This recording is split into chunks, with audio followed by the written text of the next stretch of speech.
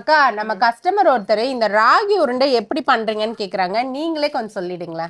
இது எப்படி பண்றதுன்னா, ராகி மாவையும், ஏலக்காயும் வடசட்டியில போட்டு, ஆ, அந்த ராகி ஸ்மெல் வர வரைக்கும் வறுத்துக்கணும் நல்லா. ஓகேக்கா. வறுத்துட்டு அத ஒரு 10 நிமிஷம் ஆற விட்டுட்டு, ஓகே.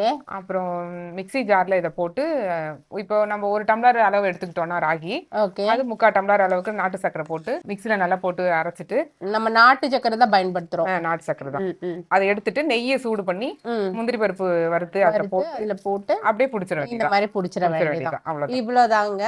இந்த மாதிரி ஹெல்தியான ராகி உருண்டை நீங்க ஆர்டர் பண்ணதுக்கு அப்புறம் தான் நாங்க இந்த மாதிரி மேக்கிங்கே பண்ண ஆரம்பிப்போம். ரொம்பவே ஃப்ரெஷ்ஷா கொடுப்போம். நம்ம வந்து ராகி லட்டு மட்டும் இல்ல, நம்ம வேற என்னென்ன லட்டு எல்லாம் பண்றோம்க்கா? திணை லட்டு, ட்ரை ஃப்ரூட்ஸ் லட்டு, ஃபிக் லட்டு, அத்திப்பழத்துல கூட நம்ம லட்டு ரெடி பண்றோம். நிலக்கடலை உருண்டை, கருப்பு கவுனி லட்டு எல்லாமே நம்ம ஆர்டர் வந்ததுக்கு அப்புறம் தான் செய்யவே ஆரம்பிப்போம் இல்லைங்களா? ஆமா. ஸோ உங்களுக்கும் இந்த மாதிரி லட்டு வெரைட்டிஸ் எல்லாம் வேணும் அப்படின்னு நினைச்சீங்கன்னா ஸ்க்ரீன்ல இருக்க நம்பரை காண்டாக்ட் பண்ணுங்க.